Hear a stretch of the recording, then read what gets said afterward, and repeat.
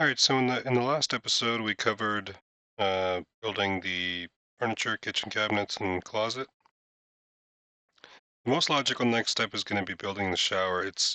I chose to do essentially a plywood box that I fiberglassed inside of, and that's going to throw around a lot of dust. So you want to do this before any of the other items that are going to stay clean at the end of your project. So I started by setting my bathroom fan. It's a Max Air dome fan that's designed to be installed on walls. Uh, so I started by cutting the hole. I believe it's a 6 1/4 inch hole saw that you'll get. And here you can see I, I ran my wiring through my walls to power it, and I cut my hole just shy of the hole there. And I use the same system as for the drain.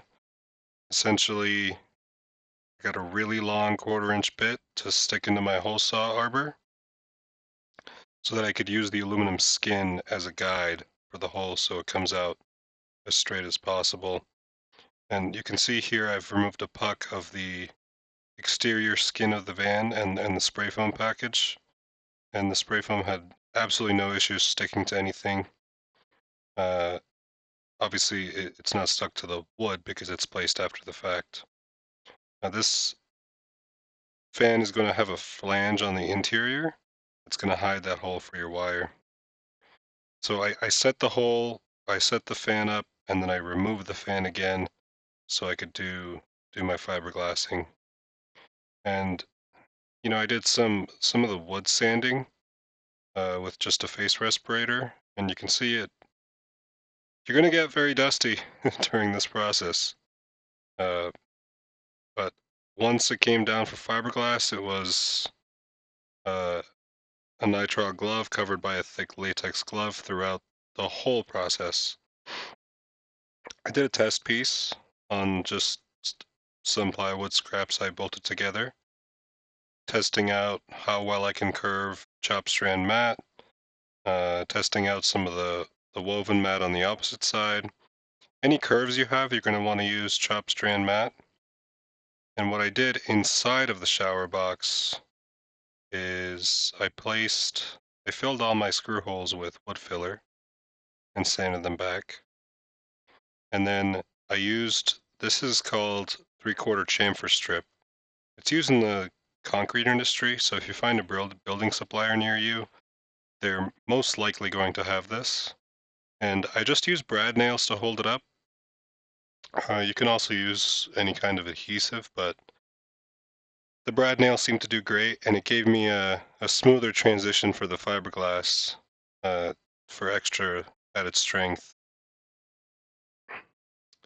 For the drain, I used a, a sink drain actually because it's long enough to get through the entire uh, OSB subfloor. That's 3/4 inch, then a 2 inches of foam, then an 1/8 inch of floor. I was able to get all the way down and clamp it from the bottom. I hand sanded the hole to give it a little bit of a low spot. Ideally, you'd have more than one drain, but with how much floor heating is going on under here, I chose to just keep one drain, and I use a squeegee when I'm at an angle to empty the shower pan. And with the completed shower door closed, you can just kind of let that water evaporate. It's a very small amount that collects at the bottom.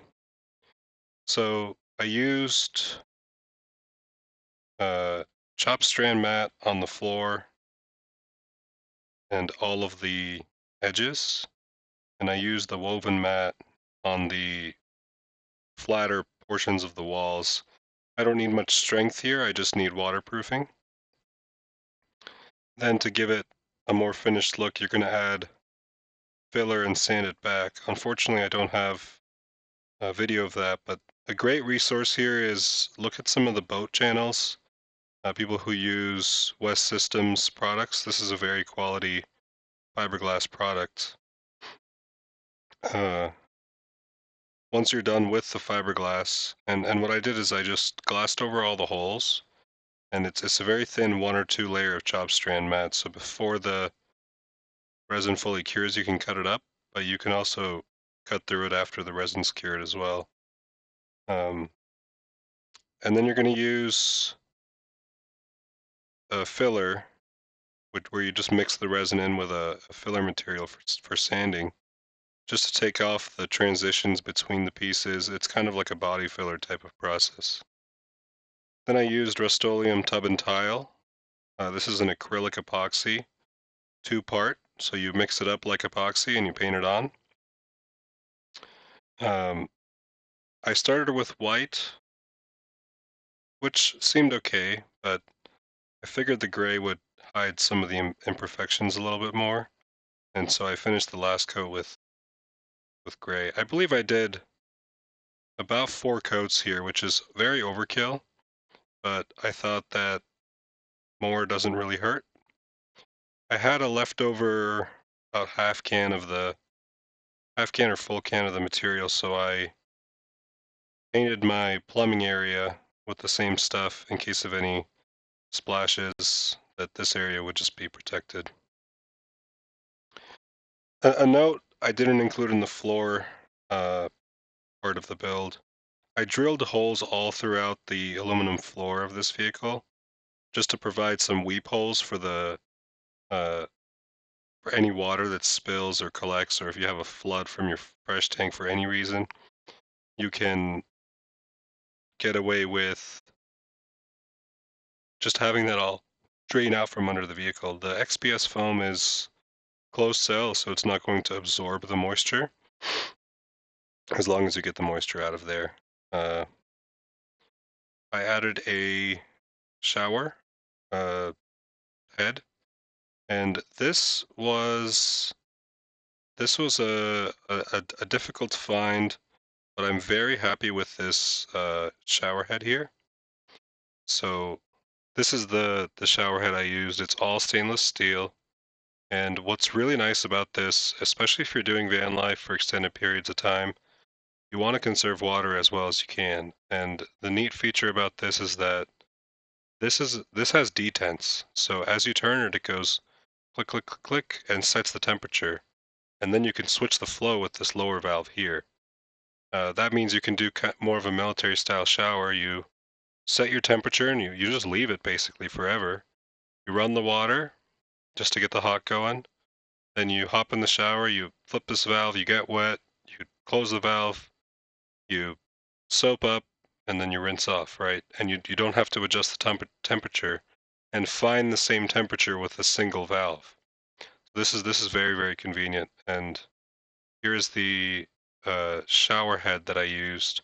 It is nice because it's adjustable. The shower head is uh, it's very, very quality. I guess this set is currently unavailable, but similar sets seem to be available. So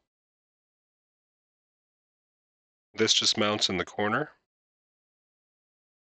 and I intentionally mounted it in this corner facing the opposite direction of the shower to not spray any water anywhere else. The same puck lights I used throughout the van, 2 of them illuminate the shower. I do wish I had spent more time with filler on the fiberglass. This was my second time ever doing anything fiberglass, and the first time doing anything this large. I could always come back and sand down and fill, but frankly, it's waterproof and it's been holding up great, so I have no concerns.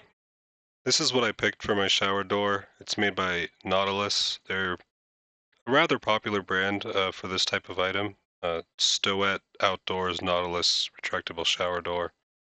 You can specify a height that's going to be fixed, and you can specify an opening width, but basically, like, you just need to pick a dimension that's shorter than this so you can cut it down. And essentially it just rolls out of the uh, rolls out of this reel and locks in over here. And the install is rather easy. You just need to cut these down, which you can do with a hacksaw or a chop saw. I had an aluminum cutting blade for my chop saw, and I just measured and cut with that. And you'll use double-sided adhesive tape that it comes with to glue it to the side walls. And then I ran a clear bead of silicone on the inside all the way around this shower door, and I feel like that came out fairly good. And the shower is now very useful. Uh, we don't use it terribly often since we haven't been out too much this season yet, but uh, this Lavea dry flush lives in there, and with the door closed and the fan running, you'll never smell that. So even with the fan off and the door open, this toilet has not caused any issues.